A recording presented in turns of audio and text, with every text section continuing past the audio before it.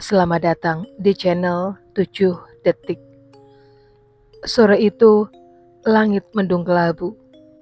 Seakan bumi tertutup 1000 awan putih, hingga mentari tak mampu menembuskan cahayanya.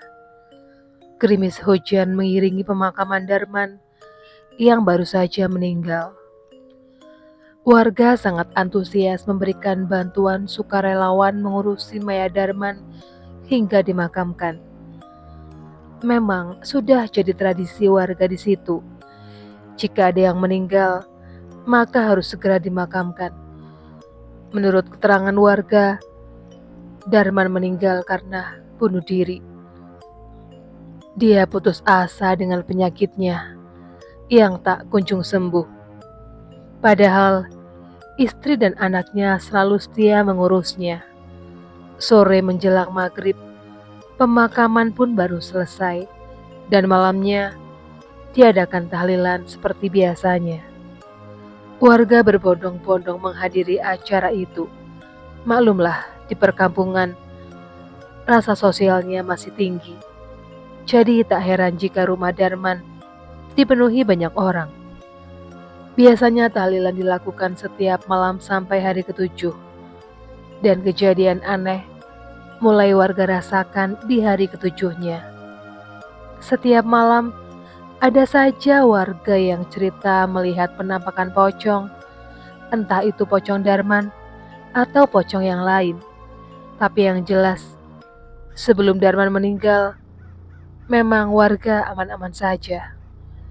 Sebagai seorang RT, Supri sering mendengar keluhan warga tentang penampakan hantu pocong gentayangan itu. Supri yang belum pernah melihat pocong merasa tak percaya dengan semua itu. Suatu malam, Supri berjalan seorang diri. Rumah warga yang saling berjauhan membuat Supri harus melewati tempat sepi. Entah dari mana asalnya, hantu pocong itu tiba-tiba jatuh tepat di hadapan Supri dan hampir mengenai kepalanya. Supri lari kocar-kacir tanpa melihat jalan yang dia lalui, dan Supri jatuh terperosok di pematang sawah. Begitu dia terbangun, tepat di hadapannya nampak sosok pocong bermuka rusak, penuh belatung, sedang tersenyum kepadanya. Supri pun bangun dan lari terbirit-birit. Tiba di dekat pohon rambutan yang besar, dia melihat pocong itu lagi, sedang berayunan di dahan pohon itu. Supri sangat ketakutan sekali. Supri teriak minta tolong. Pak, Bapak, bangun Pak, bangun. Istrinya membangunkan Supri. Astagfirullahaladzim, rupanya aku bermimpi, ucap Supri dengan tubuhnya yang dipenuhi keringat. Mimpi apa sih Pak? Kok kayak tegang begitu? Tanya istrinya. Mimpi dikejar pocong Bu. Bapak takut banget, jawab Supri. Ih, kok mimpinya gituan sih Pak? Udah jangan cerita. Ibu jadi merinding, kata istrinya ketakutan. Tiba-tiba saja, jendela kamar Supri terbuka dengan sendirinya, disusul dengan tiupan angin malam yang menggoyangkan gorden di balik jendela yang terbuka itu. Kok jendelanya terbuka ya Pak? Perasaan tadi sudah dikunci. Istri Supri bertanya aneh.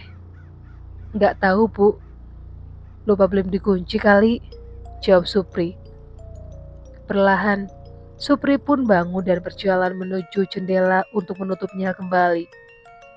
Belum juga tangannya meraih jendela, tiba-tiba terlihat sosok pocong berdiri di pekarangan rumahnya. Ada pocong beneran Bu, teriak Supri sambil melangkah mundur dan menunjuk ke pekarangan rumahnya. Mana Pak? Tanya istrinya kaget. Di depan jendela Bu, jawab Supri.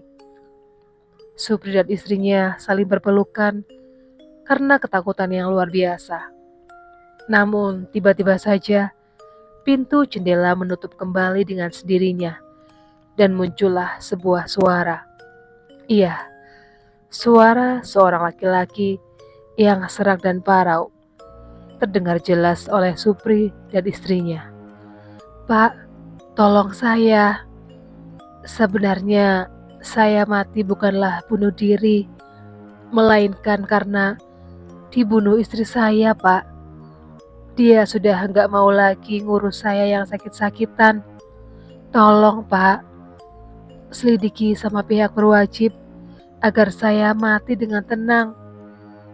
Begitulah yang Supri dan istrinya dengar saat itu. Keesokan harinya, Supri melapor ke pihak kepolisian. Dia meminta agar jasad Darman diotopsi dan meminta agar keluarga Darman diperiksa.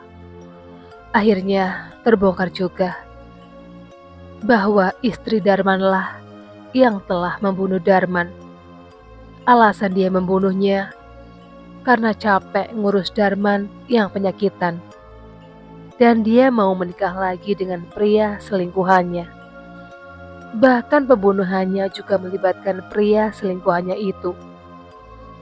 Mendengar kenyataan itu, kedua anak Darman sangat terpukul sekali. Mereka tak percaya ibunya setega itu. Akhirnya istri dan selingkuhannya dipenjarakan dan menjalani hukuman yang setimpal. Dan sejak saat itu, Pocong Darman tidak pernah menampakkan wujudnya lagi. Demikianlah kisah tentang penampakan pocong yang ternyata dia ingin mengungkap misteri kematiannya. Sekian dulu video kali ini, jumpa lagi di video berikutnya.